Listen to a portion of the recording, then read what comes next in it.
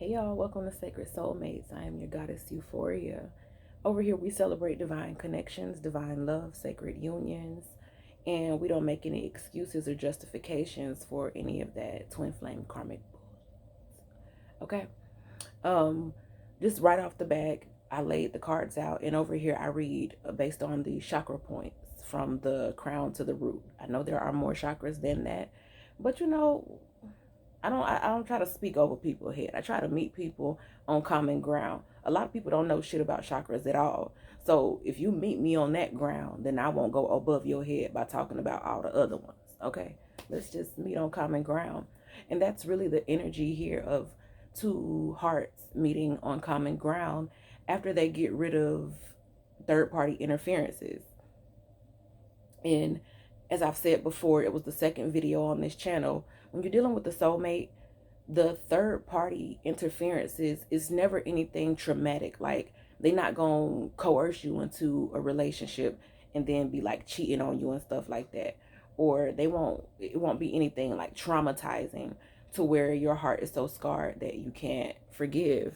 And what crowns the reading is forgiveness.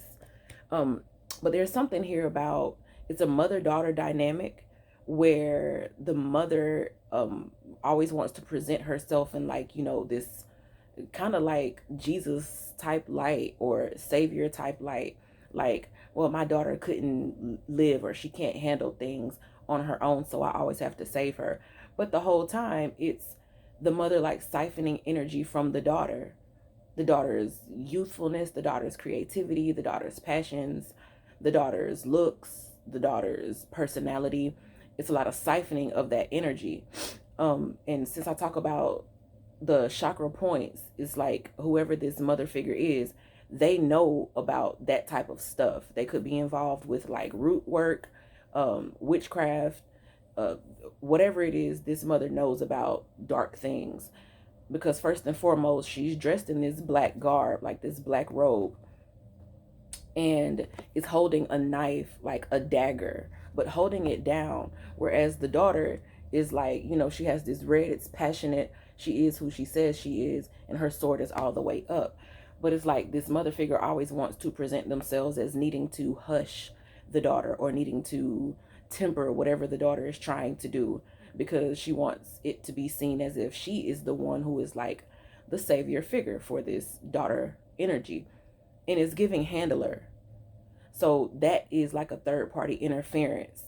Um, in in terms of this connection, the masculine may have like third party, like female presence around them, but it is stemming from the mother figure on the feminine's side, like her root work, spell work, witchcraft, whatever the case may be, like overshadowing the connection. So that would translate into someone on the divine masculine side, some female figure, always like, orbiting him or being in his vicinity, like trying to block off actual connections under the disguise of, oh, I'm his sister, or I'm actually, his best friend, because I'm seeing like Sid Shaw from Brown Sugar. But it's not that type of pure connection. It's like it don't go way back like that, versus the connection that this masculine would have with the feminine. There is history, there is a rich experience beneath the two of them, and it's like whatever that third party energetic interference is, it's forgiven between the two of them. They don't have any beef with one another, but it's still that mother figure trying to insert herself in the business, always showing up unwanted, butting her nose in business that has nothing to do with her, all up under her daughter's clothes, worried about who she's sleeping with or how much skin she's showing, what she's wearing, worried about her sexuality, because the mother figure wants the daughter to mold and fold herself to this woman's image. And the daughter is just way too free spirited to go about that business. She's way too free spirited to mold and fold herself to anybody's image. And all of that is coming down through the power of the two parties forgiving one another, loving one another regardless of what's going on. Now, in this forgiveness card, this is at the top of the reading, it's crowning the reading, being that it's two parties who may come from different worlds and may have a different experience. Like the masculine probably had a much better relationship with his mother figure, whether he's, his actual mother or just women in general, may have a much better energy around women. Because when, you have a young girl and she grows up with that type of influence, somebody who's supposed to care for you being the main one coming against you, it will affect your relationship with other women. So her experience with women is probably a whole lot different than his. As a matter of fact, it could be like complete opposites. Maybe this daughter figure here is a lot closer to men. And that in itself comes with a whole lot of negative connotations, even if she is just strictly friends. Because again, that Sid Shaw from Brown Sugar, they really were just friends. Like up until the point where it became, romantic, it was really just an authentic experience. They just hung together, loved each other's energy. And it could be somebody who had like a male best friend growing up, or you hung around a whole lot of cousins, you got a lot of brothers, or again, you maybe just tomboyish. That type of energy is here. But whatever it is, it's like this one, the older figure wanted, the matronly one wanted to be like, wanted to take all of this daughter's like fiery, passionate, stand on business energy and filter it and project it out as if it's her who's some type of like savior figure or some type of like model that young women should, kind of copy, or who they should learn from. But at the end of the day, it's just you being an interference, you being a third party that is not needed in this two-way connection. We don't need you to reroute no calls. We don't need you to interrupt nothing. We don't need you to clear nothing up. We just don't need you. You're no longer needed. You are dismissed. And where was your antennas? It's like, in really, all the challenges that the daughter figure has had to go through is like, you not showing up for none of them. The only thing you showing up to do is to get in my way. So you're going to have to go ahead and move around, lady. You have to go ahead and move around. And that's a new understanding that is here. This is the third eye position. And it's something about challenges and issues that the younger, feminine figure had to go through in order to arrive at this maturity where she can see what, the matronly figure is doing. She can see exactly what type of spell work or what type of root work, what type of witchcraft may be being done so that she can eliminate it. And it's like now, because I'm seeing that movie Medea's Family Reunion, where the mom slapped the daughter and the daughter slapped her ass back right there in front of the whole family. So I'm seeing that type of energy here. And yeah, she's had to do a lot of growing, and she had to do it on a solo mission. Like, she had to do it by herself, which makes all of her lessons, all of her spiritual ascension, even that much more powerful, because there was no help with that. The only help that I would see in this situation is the connection that she built with this masculine. So it's like sacred soulmates who knew each other, but had a bunch of like feminine interferences, kind of like, just trying to draw each other away or keeping each other's attention. Just like the character that Nicole Ari Parker played in Brown Sugar. Yeah, that was, technically his wife, but she was just somebody who swooped in at the last minute, when he was feeling like he's ready to settle down, but that ain't really where his heart was at. But at the end, like, the connection between the two is so strong that, they don't, when they got married. And other girl, she was engaged, but at the end of the day, like, those hearts are going to come back together. And it's never any hard feelings. It's not like they mad at each other. There may have been like a period of avoidance where you weren't talking to one another, but there was never like any malice. There was never like any harshness to the point of, oh, I hate you so much, and I'll never give that another chance. It was never that energy. Things may have been rocky. The rhino has rough skin, so things may have been rocky for a bit, but there was always like a common ground of, I cared for that person. I like that person. That person was good for me. We shared beautiful experiences. And that common ground is what kept the connection alive, as certain strongholds and energetic interferences had to be torn down or are currently being torn down. But yes, forgiveness is here. But I don't feel like this is like each party is realizing that what aids their heart, what heals their heart, is more important than making other people feel like, how people go through that, well, we just need to forgive one another. That's your blase blah. That's your family. That's and this, that, and the other. And the fact of the matter is, like, you don't need that. There's plenty successful orphans, like literally orphaned at a young age. Like my dad, he was an orphan by the time he graduated high school. By his teenage years, he was already an orphan. And there are also those who you have both of your parents still alive, but you still an adult orphan because you don't have any like parental guidance and love in your life like that. So it could be literally or figuratively orphaned, or somebody could be losing a parent sometime soon. But either way, is like these energies are independent enough. They've been through enough of life to be able to move on like just fine without a parent's interference. So whoever this matronly figure is still trying to act like, well, they need me and I'm their handler and I'm their caretaker and caregiver and, da da da, blase blase. It's like, no, you just inserting yourself in places where you don't fucking belong. Because if you really were that type of parental guidance, this, younger daughter figure wouldn't have had to go through so much, I'm saying, to reach their spiritual discernment that they have today. Now, at this point, this daughter of Knives, like, she holds that sword pretty well. And she holds herself down in that red dress. So she got her foundation from the rooter to the tutor. She's okay because she knows how to fight for herself. And maybe that fighting for herself is something that also may have gotten in the way of the connection. Like sometimes you be in such a like fight mode that you don't know how to receive, or you don't know how to rest in softness. And that may be the energy that this masculine met the feminine in. But his own experiences, again, like he understood that energy. Like he understands where that's coming from, because he himself may have had like, let's say he had a good relationship with his mom than him and his dad's relationship. Just like, the female relationship is rocky on one end, the male relationship on his end would have been rocky too. Like maybe he used to butt heads a lot with his dad. Those boys who grow up like having to wrestle their dad and fight their dad and shit. We all know it. We all know somebody who him and his dad used to be into it all the time, and moving furniture, rumbling tables and shit. It could have been that type of energy, or maybe he just never felt fully seen by his father because I'm hearing like, how they always have like the Asian movies with you bring dishonor to the family. It could have been something like that. Like maybe he had like a, a upstanding or public figure type father, and the son may have a criminal record or something like that.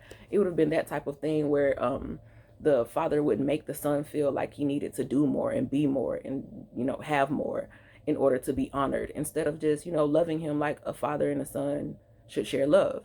So these experiences create a common ground where both the feminine and the masculine, they don't take things out on each other. They both know who the problem is. It's like, I know my family fucked up. I know I have, people around me who don't have my best interest at heart. I know that this person was telling me one thing about you and it wasn't true.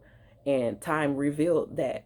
So there's no hard feelings between the actual two of them, because those rough experiences kind of like provide, like a sacred place. Like they basically, I don't want to call it a trauma bond, but they are able to bond over common ground of having similar traumas.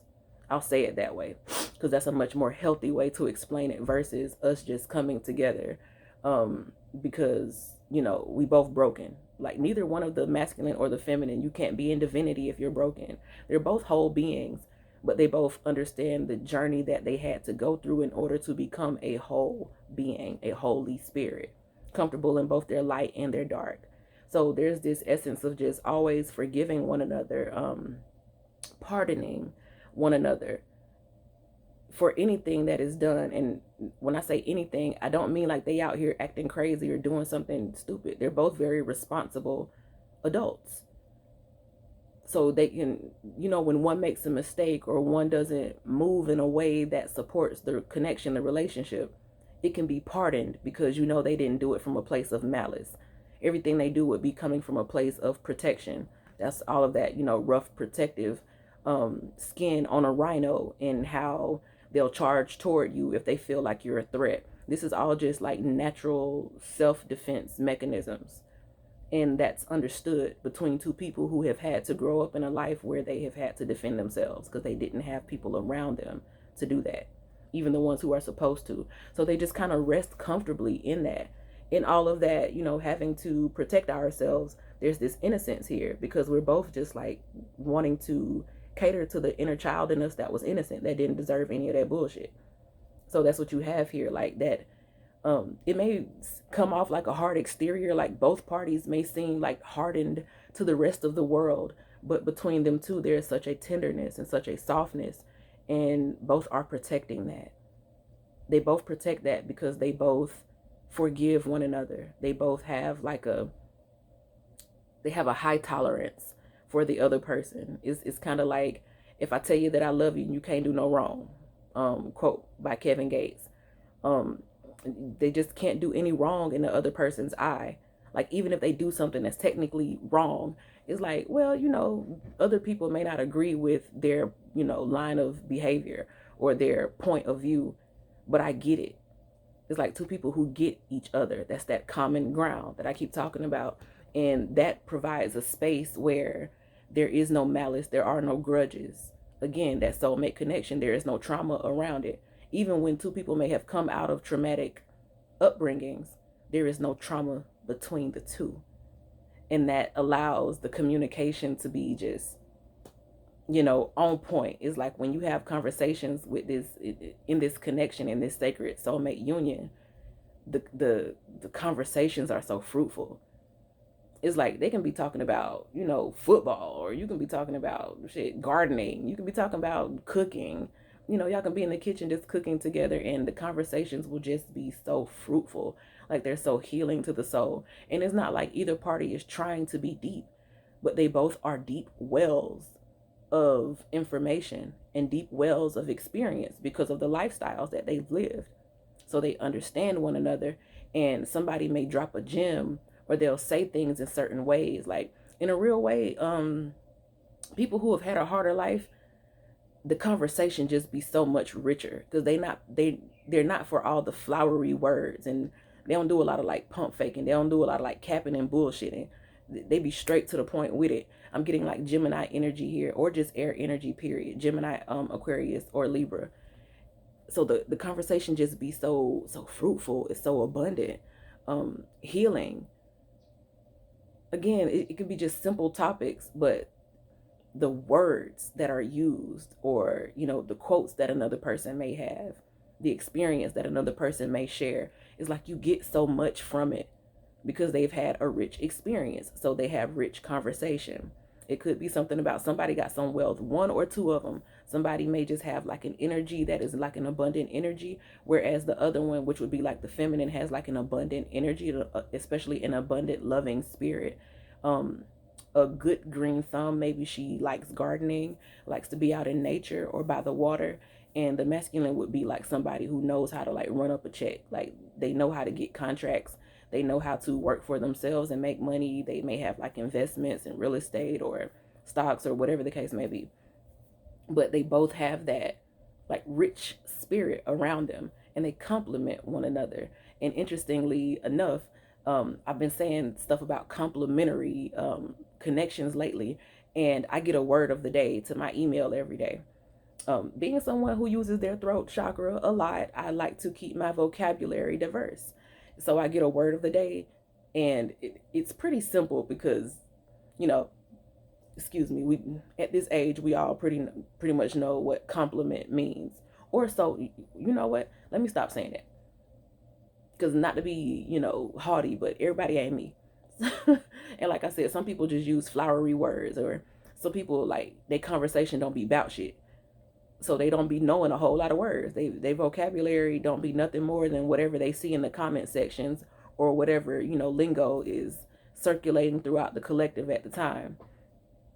But compliment, not like you give someone a compliment, and that's an energy that needs to be sat with too. Like, the same word, double meanings.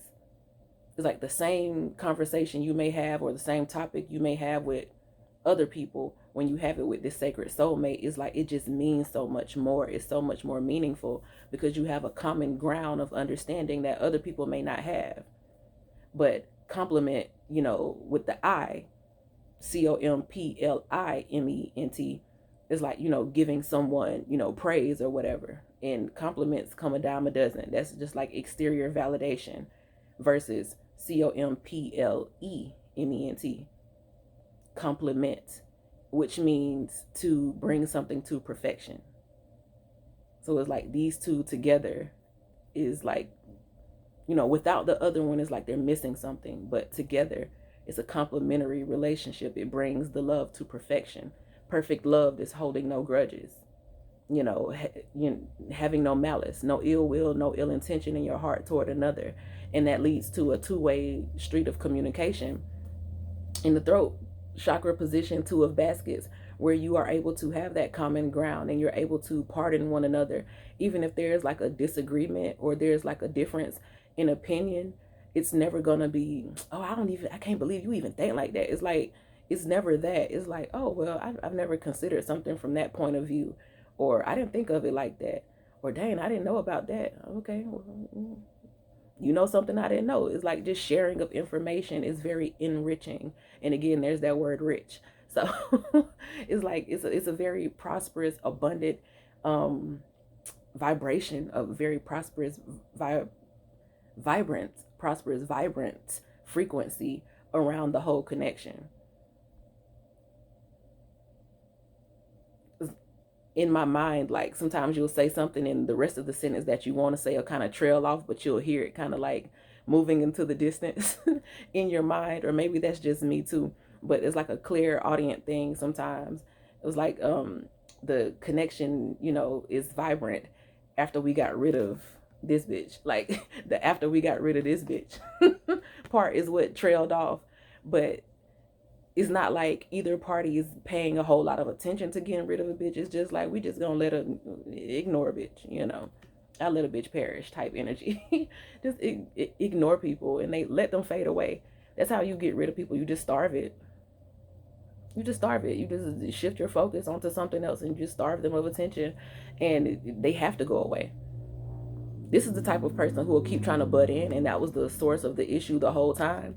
But now that the feminine is aware of that, she was like, I mean, even if you try to butt in, like, there's certain seals you're not able to break. And with this connection, there's a seal around it that can't be broken. This big old rhino, you come at the seal and you're going to have like the spirit realm charging at you, like running your ass down, like, stay out from over here.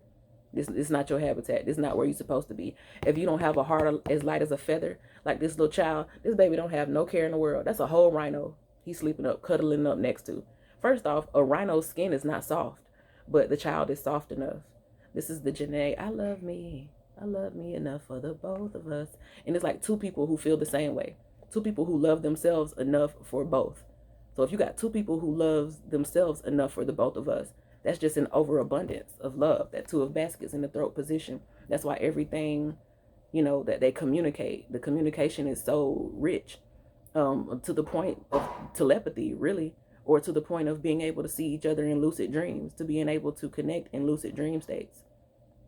Like that type of richness. I just love that this deck has baskets instead of cups. I always say, because wouldn't you rather have a basket of something versus a cup of something? Even, because I'm hearing, what's his name, got that drink in my cup, so Texas could be relevant. That whole chopped and screwed culture could be relevant. T-Pain too. Now I'm saying T-Pain because he had that song Chopped and Screwed. And he was in the top hat. He was like a ringleader. I believe that was off his Ringleader album. So it's like circus. Both of these people may have like been through the circus with relationships. Like lions, tigers, bears. Oh my. You dated all types of people or been in all types of situations. Again, a rich life of experiences. That's one thing about it. Like when you push somebody off to go off into the world by themselves, you're really pushing them off into success, because this is an abundant world. It's so beautiful. And as long as you're not clinging to, a already faulty foundation, a group of people who already ain't shit, no way, you're going to go off into the world and have all types of beautiful and fun experiences. After a while, you're not even going to give a fuck about that. Oh, they didn't do this for me, they didn't do that. You ain't gonna care, because the world is so interesting that you don't give a fuck. You're gonna be out there enjoying shit if you choose to actually focus on living life. And these are 2 people who choose to live life. They don't sit in their sorrows and wallow in that, but they don't mind sharing their experiences with one another. And they never share it in a way where, oh, I'm such a victim, da da da, blah, blah, blah. It's just like, oh yeah, I had this experience, da da da. That's why I kind of moved this way. And all of it is just for understanding. It's complementary. Two things that come together to create perfection. And it's like, you can't think of a higher loving vibration than having authenticity and love for one another. Authenticity is a higher vibration than love. And since both of these people are able to be authentic with themselves and others, they are able to rest. If authenticity is the highest vibration and love is underneath it, that means that you are planted solidly in love. Like they're rooted in love. So, and that would be the standard, because the root of the reading is judgment. Here is at the bottom of the deck, judgment. Their clear and balanced discernment is based on who is coming around them in a place of love. And this mother figure obviously is not. So get rid of the bitch. Let her fade off. I never fade away. I never fade away. I never fade away. I know my fate. Promise that you will sing about me. If y'all have listened to that song, Sing About Me, if you haven't, then go listen to it, because Kendrick is always worth the listen. But those of us who know, exactly what I'm talking about. Is like that type of energy. Whoever this female figure is, just, I never fade away. You're going to listen to me and you're going to mold yourself to what I want you to be. And I'm the perfect example. Promise that you will see. So it's like you don't matter, because you don't meet the standard of love. If the foundation of this connection is love, and you don't meet that bottom foundation, it's like you under our feet. You beneath my shoe. Like, again, not to be like haughty or whatever, but you're literally beneath my shoe. If you can't meet the bare minimum of love, if you're not coming in love, you don't rise into this vibration. Judgment. For anybody who's coming against this connection or any third party interference, it's going to feel like they're meeting judgment, because all of the negative energy that they're directing toward you is hitting the ceiling and bouncing right back on their head, because they still beneath you. They still beneath love. They fall short. And it just is what it is. It don't have to be no, super religious, oh, judgment day, the rapture is happening, we're going to get rid of these evil influences. No, it's just on an energetic level, you don't meet the minimum. The bare minimum with these two in this connection is love, and you don't meet it. So anything that you are purposing against them is all falling right back. It's hitting that ceiling and bouncing, is falling back on your head. It's like somebody throwing spaghetti and shit up at the ceiling. All that red sauce coming right back on you. Or you just gonna have a dirty ass ceiling. And if you want to live in filth, by all means, please do. But it's not gonna affect these two. And that's where the connection is right now. And a lot of it came off, it's like these people took the time to get to know each other. There's a full, abundant communication here. Again, to the point of telepathy. It's like the energy is so high. The love is so strong between the two of them. It's like we just know what the other is thinking. We just move in the way that the other one would want us to move. It's never even a second thought. You won't even allow no disrespect toward your person. Like the masculine won't allow no feminine to come in trying to like speak down on your name, or they're going to shut down any conversation that's meant to like, tear you down. The feminine not going to let nobody come and tell them about, well, I saw him at this, that, and the other. Well, okay, yeah, you might have saw him, at the bar with a woman, but they may have been discussing business. It's like you never going to just jump to negative thoughts about this person, and you would rather just come and ask them because you trust in the communication enough to know that they're not going to lie to you. Ain't no reason to. And he'll prove it by action. Both of you prove things by action. And in the heart position is the Tower. It's like breakthrough energy. It's like this connection may come through so quickly that it may leave you kind of like reeling for a little while. Like, whoa, am I really like connecting to him? Am I really hearing him through music? Am I really seeing her like silhouette in places where she's not even at? And it's like, is her name following me around? It's like that type of energy. It's like everywhere you look, you see your partner out in the world. And it's like just this earth-shattering, groundbreaking, whirlwind romance that, you know, we've been talking about that, but it's been a build up to it. If you watch like the last two readings, this is the build up to it. Like, this is what was being built up to. Something that is so exhilarating and thrilling. I like that this Tower card is not showing like a whole bunch of like, you know, destruction going on. It's waves. It's like waves crashing at the shore. Waves crashing. So that energy is present. But like, the only thing that's in danger when the waves are crashing like that is like, maybe, you know, people who can't swim, or people who don't know how to, you know, stand back and let nature do its thing. And that's what somebody who keeps trying to insert themselves into a connection. One thing about it, you can't go against nature, baby. Nature gonna win every time. Your little ego can have you out there trying to think that you can swim them rapids, but you're gonna get swallowed up so quickly because you don't know your place. And that was the problem in the first place. This person don't know their place. They're too busy trying to guard somebody else's position. Too busy trying to step into a life that's not their own. Destiny swap energy. Somebody who following behind you, trying to do what you do, trying to look like you, speak like you, talk like you, act like you, all that. And all it's doing is like, this is somebody who's throwing shit up at the ceiling, and all of it is falling right back on their head. This is shit hitting the fan for somebody who was minding business that was not her own. Like, nobody invited you over here. No one invited you in. You don't have any entitlement to any of this loving connection, any of this loving energy. You should have went and got your own, because whoever it is, they probably single. If they in a connection, it's probably broken. Marriage separated, you know, relationship rocky, husband cheating, boyfriend, you know, running the streets, that type of energy. I'm getting like a cougar off of that too. So they may try to go for like younger men, or they try to embody like a younger spirit. Bitch don't want to act her age. She want to be her daughter. That type of energy. But yeah, the Tower in the heart position is like just a groundbreaking connection, like something that's never been seen before. I'm not saying like on a world stage, but you know, in the times we living in, it might be a couple comes out and, you know, they have a couple's vlog and stuff, and they are just a different type of vibe that we've never seen before. Or celebrities coming together in like a power couple type thing, like a Jay-Z and Beyonce, but like a new era type thing. I'm getting like Rihanna and Rocky. Like the torch is kind of being passed from Beyonce and Jay-Z to like Rihanna and Rocky at this time. And you got like Denzel and Spike Lee, you know, stamping that. You get what I'm saying? Like, these things happen in the collective consciousness without us actually paying really much attention to it. But on a spiritual level, that be what's going on. So yeah, we have the Tower card with that in the heart space. And again, for other people, it's like people who don't actually have a heart. It's a tower. All of that shit you throwing up at the ceiling just bouncing back on you, falling right back on you. All that negative energy just collapsing right on top of your head because you don't meet the standard of love that these two people have between each other, that these two sacred soulmates have established as their foundation.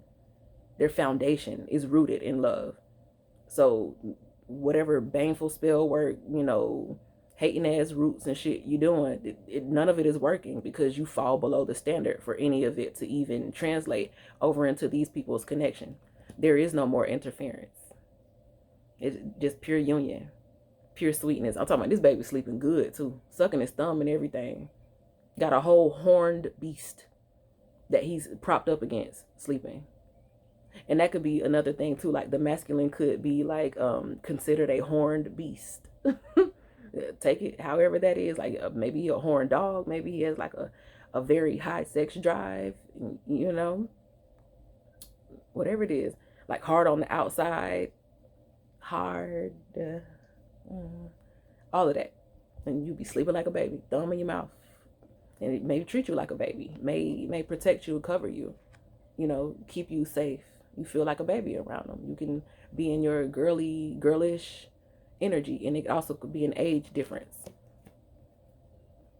I'm getting like I guess like that for those who are into like the BDSM and stuff like that, kind of like that brat, you know, like pleasure dom brat type dynamic.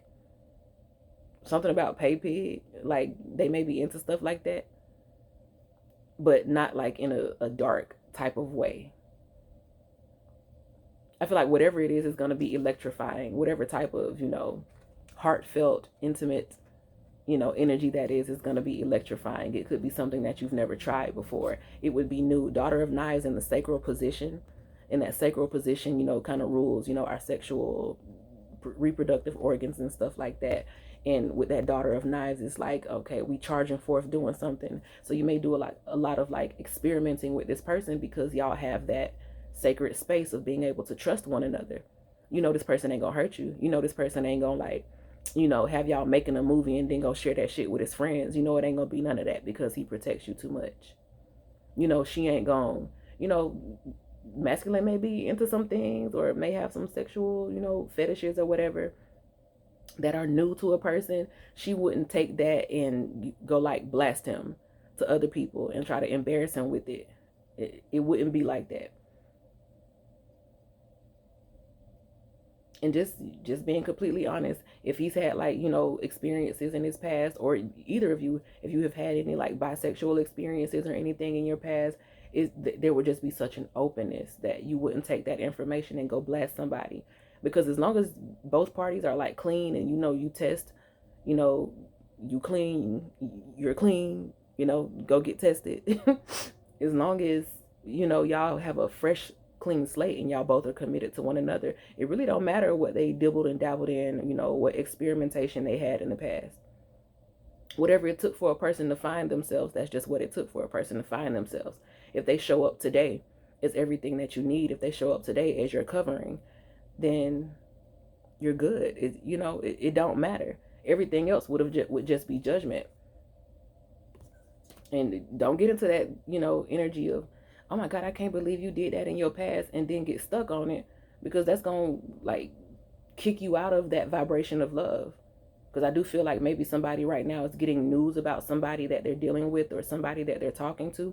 And you may not like how it sounds, but you have to respect the fact that the person was open and transparent with you about it.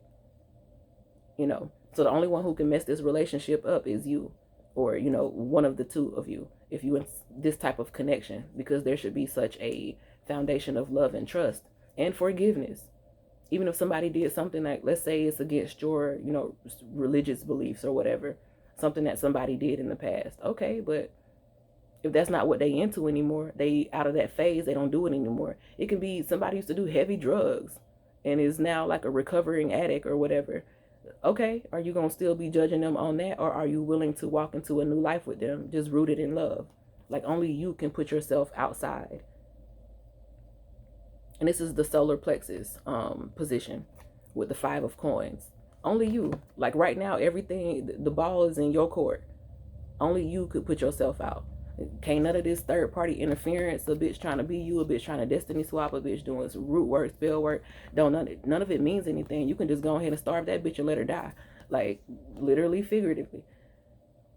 It is what it is. Only you can take yourself out of position right now. Only you could trick yourself out of position once you locked in with this type of connection. Because like right now, it's just peace and harmony. And it can stay like that. Because if both of you are on that stable position of self-love, that way you can always approach people with authenticity. Then that means when y'all come together, your floor is love. Like, a lot of people can't even reach that height. Your floor is their ceiling. Understand me? Your floor, what you walk on, what you have to mop because it get dirty sometimes, is their ceiling. You on top of them. Pyramid type shit. You at the top of the pyramid. This is a love that is at the top. Only you can kick yourself out of that. Only you can drop yourself down out of this. It would have to be a personal decision. It would have to be a personal betrayal with this person. Because again, they can do no wrong, right? You can do no wrong to this person. They can do no wrong with you. It would have to be you two that kick yourself out of it. And I just don't see either one of you doing that. I just don't see it. But that could be the base of what people try to use. Like, it could be people trying to cook up something or bring up their past, or, you know, re-trigger you with old memories and shit. But it's like, once you get to this point and y'all so at peace and so comfortable with one another, and you're protected and he's happy, he got his baby, you got that daddy. You know, what? Can't nobody really say nothing that is going to be strong enough to tear down an experience that you're having. Like, you have proof that this person is there for you, that they protect you, that they provide for you, that they understand you, that your conversations are fruitful, that y'all make each other happy. You have everyday proof of that. So it don't matter what a person is talking about. It doesn't matter. Who cares? Like, all it is I'm getting like somebody just keeps ruminating. Like, they go around and round and round, like these circles behind them.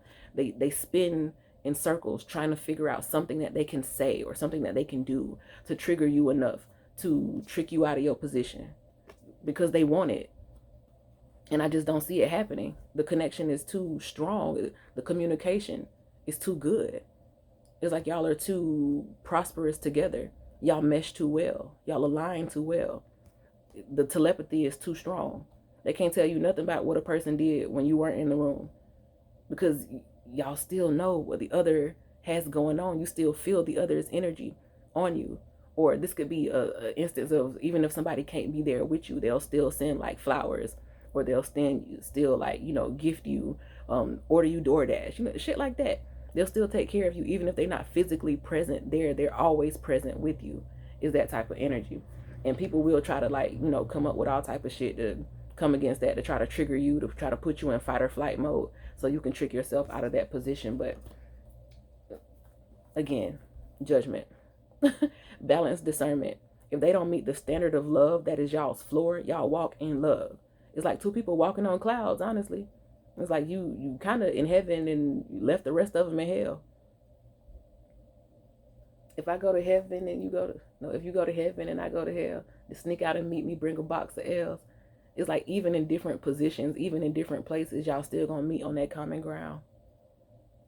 And anybody coming against it, that's their judgment. They just initiating judgment on themselves because you directing energy at something that you can't reach. That's just like throwing a ball up in the air and you think it's not going to come down on you. Throwing a bowling ball up in the air, to be specific, and watching it only go so far up and come right back down on your damn head. It's like that type of somebody throwing all type of balls and throwing all type of shit up in the air, shit hitting the fan, splattering all back on them. So shit hitting the fan is relevant here. That would be a judgment type energy. Shit hitting the fan for people who try to come against a connection that's way more sacred than any of them. It's like by themselves they ain't shit, and then they'll try to get with other people and other ain't shit people that they actually align with, and all of these ain't shit people all looking at this connection, trying to create distractions and interferences and stuff. So now it's just an overload of shit that's been tossed up in the air. None of it meets y'all. Even if it hit their ceiling, it's still not going to touch your floor. There's like this buffer it's a lost cause for these people. I'll say it like that. It's just a lost cause. It ain't nothing they can do at this point but keep having shit rain down on them. And somebody is in like maybe like a more volatile emotional state of mind right now because they're probably losing their mind as the shit hits the fan. As things keep getting worse for these people for trying to stick their nose in business that don't belong to them. I just heard cut your nose off to spite your face. They probably want to cut their nose off so they don't have to smell their own shit, but you look crazy. Now you bloody noseless and shitty. So that's the reading for today. I hope y'all enjoyed it. See y'all in the next one.